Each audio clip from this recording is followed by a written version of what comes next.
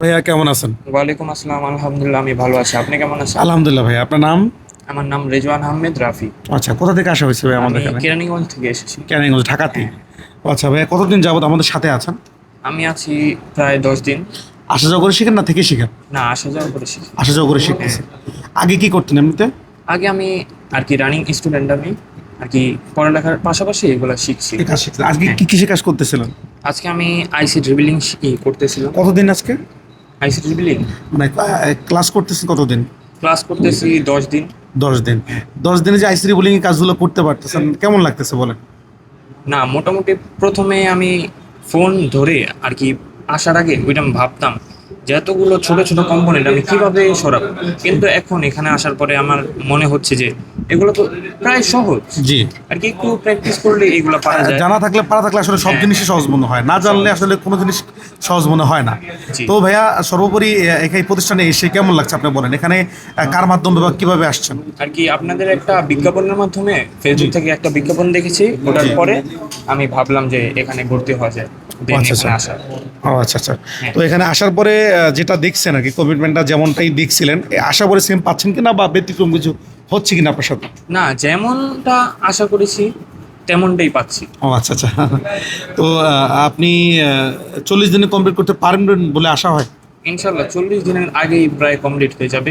40 দিন আগেই করতে পারবেন? হ্যাঁ। অনেকেই তো ভাই আমাদের প্রশ্ন করে 40 দিনে কিভাবে সম্ভব, আমরা তো দোকানে 3 মাস 4 মাসও বসে আছে, শিখতে পারতেছে না। তাদেরকে আপনি কি বলবেন? না, আমি বলবো আমারটা আমি বলি যে আমার প্রথম থেকে যে কয়দিন 10 দিনে এসেছি, 10 দিনের সকল প্রকার কম্পোনেন্ট আমি উঠিয়ে লাগাতে পারছি। এখন আমি আইসির কাজে চলে আসছি। জি জি। আর আমার তো আরো 30 দিন পরেই আছে। জি। আমার 20 দিন কি 25 দিনের মধ্যে আমার আইসিও ভালো মতো আমি শিখে যেতে পারবো। আলহামদুলিল্লাহ।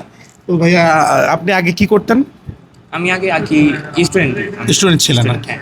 তো এখন স্টুডেন্ট। এখনো স্টুডেন্ট আছেন, বাকি পড়াশোনার পাশাপাশি একটা স্কিল ডেভেলপমেন্ট করে রাখতেছেন যেন যে কোনো সময় কাজে লাগে আর কি। জি। তা আপনার এই কাজটা শিখে ফিউচার প্ল্যান কি? এই কাজটা কি কোনো কাজে ব্যবহৃত করবেন বা কখন কাজে লাগাইতে পারেন, এটা তো জানার যেমন জন্য।